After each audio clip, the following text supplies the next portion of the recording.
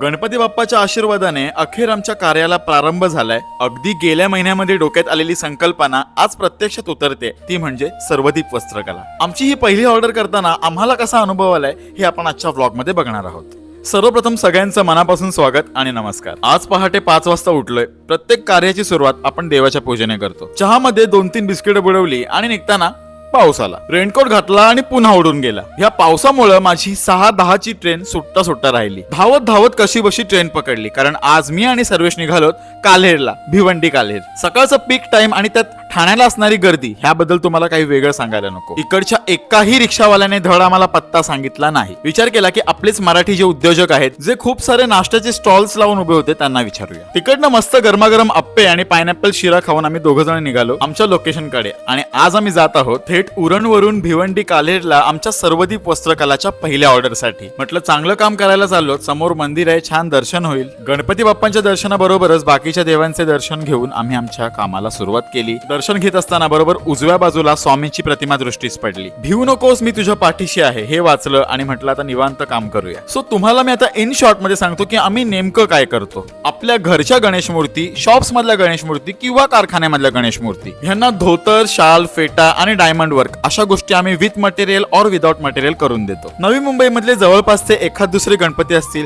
किंवा जर आम्हाला मोठी ऑर्डर मिळाली तर आम्ही लांबचे गणपती सुद्धा घेऊ. पहिले 2 गणपती केल्यावर आमचा कामाचा वेग आपोआप थोडासा वाढला. जर आम्ही केलेलं काम तुम्हाला बघायचं असेल तर सर्वदीप वस्त्रकला हे आमचं इंस्टाग्राम पेज नक्की व्हिजिट करा. मी स्क्रीनवर आयडी देतोय. आमचं काम एकीकडे सुरू असताना बाकीचे कस्टमर सुद्धा गणपतीच्या मूर्ती बघायला येत होते. तशी जेवायची फार इच्छा नव्हती, पण स्टील आम्हाला खायला तर लागेल. संध्याकाळी समोसा खाऊन आमचं काम आम्ही ऑलमोस्ट आटपलं होतं. आमचं काम फायनली झालंय. आता ट्रॅव्हलिंग मुळे आणि एका जागेवर बसल्यामुळे आम्ही थोडेसे थकलोत. आपल्या सपोर्टची खूप जास्त गरज आहे. Keep supporting.